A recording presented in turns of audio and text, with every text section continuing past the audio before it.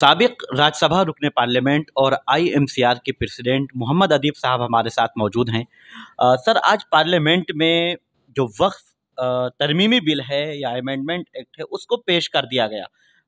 बहस हुई जमकर, सिलेक्ट कमेटी को भेजने की बात सामने आई। आपने कई लीडरान से मुलाकात की, प्रेस कॉन्फ्रेंस भी की, क्या मामला है?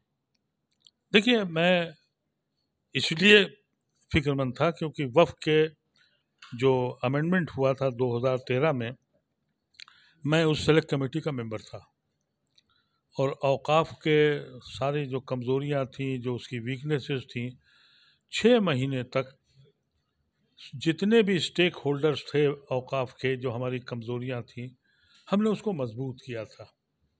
और मजबूत इसलिए किया था कि औकाफ के अगर हम सही तरीके से औकाफ को चलाएं तो मुसलमानों के सारे मसाइल हल हो सकते हैं। हिंदुस्तान में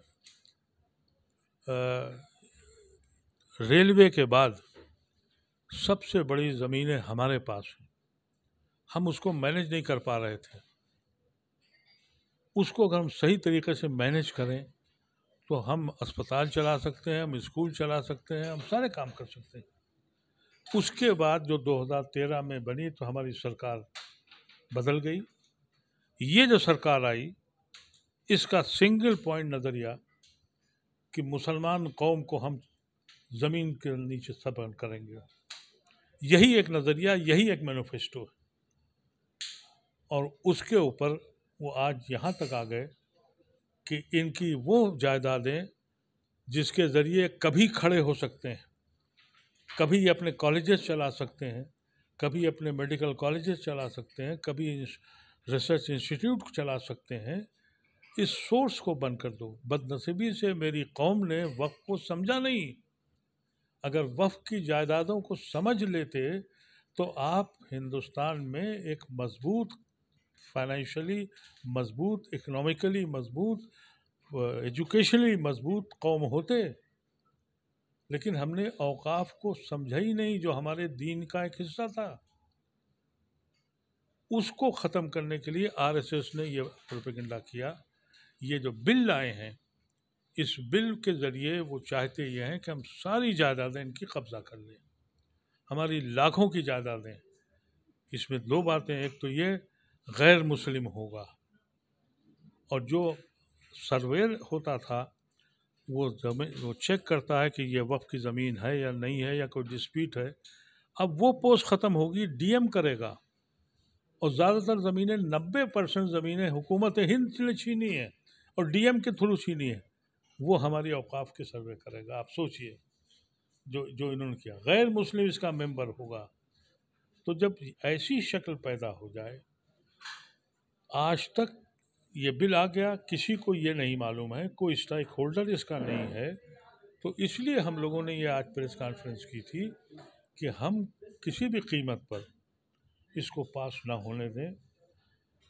लेकिन अफसोस दर अफसोस के नतीश की पार्टी और टीडीपी ने मुखालफत करने के बजाय इस हिमायत बिल की। की हिमायत की है, जी लेकिन आप जब बात कर रहे हैं सर वक्फ औकाफ के तहफ़्फ़ुज़ की, जी। तो हुकूमत का कहना है कि हम माफियाओं से आज़ाद कराना चाहते हैं। देखिए, हुकूमत और की बात आप मुझसे मत करें। झूठे लोग, बेईमान लोग हैं ये। बात आप करेंगे आइन की या बकवास करेंगे? कानून में हमारी जो हमारे हिफाजत हैं, जो हमारी चीज़ें हैं, हमारे पर्सनल जो राइट्स हैं वो छीने जा रहे हैं। कानून के ख़िलाफ़ बात की जा रही है। इन झूठे बकवासों की सुनने के लिए नहीं है यहाँ। वो तो एक बिल्कुल एक चीज़ हमारी है तो है। अभी आपने कहा ना कि उन्होंने, रिजू ने, किसने कह दिया जी, कि हम मस्जिदों में थोड़ी अपॉइंट कर रहे हैं। अरे तुम उसमें भी कर दो, हम ट्रस्ट में कर रहे हैं, हम उसमें क्या कहते हैं, वक्फ बोर्ड काउंसिल में कर रहे हैं। अरे तुम अपने मंदिरों में ट्रस्ट में हमें क्यों नहीं रखते हो? हम ये थोड़ी करें हम पूजा करने आएंगे, तुम्हारे ट्रस्ट को देखेंगे। सिर्फ और सिर्फ इस कौम को डराना, इस कौम को उसकी औकात सिखाना। लेकिन हम सिर्फ यही कह सकते हैं कि हमारी कौम को नतीश ऐसे लीडरों के ख़िलाफ़ खड़ा होना चाहिए। अगर वो लोग भी नहीं खड़े होते हैं हमारी कौम के, तो उनके साथ बाइकाट कर देना चाहिए। आप कह रहे हैं कि केसी त्यागी से आपकी मुलाकात हुई थी, आपको यकीन दहानी कराई गई थी कि घबराने की बात नहीं है, लेकिन पार्लियामेंट में ललन सिंह का जो बयान आया और जो देखने को मिला वो तो बिल्कुल अलग है। सरकार की बात करें। 11:15 तफसील से बात हुई है केसी त्यागी से कि चिंता मत करो, हम नहीं हैं उनके साथ। और लल्लन सिंह ने 2 बजे, ये वो लोग हैं, ये पार्टियां जो हैं, ये मत कहा कीजिए कि ये लीडर हैं, ये ट्रेडर्स हैं, ट्रेडिंग करते हैं, कहाँ से कितना मिलेगा। अफसोस दर अफसोस हम समझ ही नहीं रहे। लेकिन इस वक्त एक खुशाइन बात यह है, अलायंस ने जो इस वक्त स्टैंड लिया है, हम उसके मशकूर हैं, और अलायंस को अभी आगे भी हमारी मदद करनी पड़ेगी। आखिरी सवाल, क्या स्टैंड होगा, आगे की क्या हिकमत अमली होगी, क्या कदम उठाएंगे? जी, आखिरी सवाल कि क्या स्टैंड होगा अब, देखिए क्या हिकमत अमली हम अपनाएंगे और क्या हमने कदम हमने तो ये फैसला किया है और रिक्वेस्ट कर रहे हैं कि जितनी जमातें हैं हमारी और जितने भी पढ़े लिखे लोग हैं, हम प्रेसिडेंट ऑफ इंडिया को 1,00,000 2,00,000 सिग्नेचर करके भेजें, और जो बेहतरीन हमारे दिमाग लॉ के आदमी हैं, कानूनदां हैं, उनसे कहें कि सुप्रीम कोर्ट में हम पिटीशन फाइल करें कि हमारा ये बेसिक राइट छीना जा रहा है, पर्सनल लॉ के तहत हमारे हमारे हुकूक को छीना जा रहा है।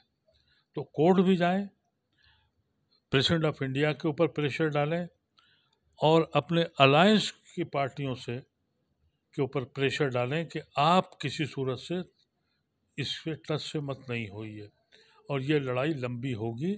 अभी तलवार उठ गई है, अभी मामला ख़तरा नहीं उठा है, हमको थोड़ा वक्त मिल गया है, लेकिन ये समझ लें कि सब मामला निपट गया है। इस गफलत में हमें नहीं रहना चाहिए। बहुत शुक्रिया आपका कीमती वक्त देने के लिए।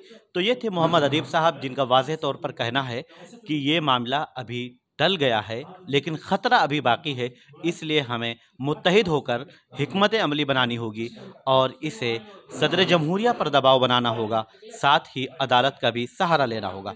मैं निसार अहमद खान, भारत एक्सप्रेस, दिल्ली। हमारी वीडियो आपको पसंद आए तो लाइक कीजिए, शेयर कीजिए और सब्सक्राइब कीजिए। साथ ही कमेंट बॉक्स में आप अपनी राय भी ज़रूर दें। और हाँ, अगर फेसबुक पर आप वीडियो देख रहे हैं तो हमारे पेज को फॉलो करना ना भूलें।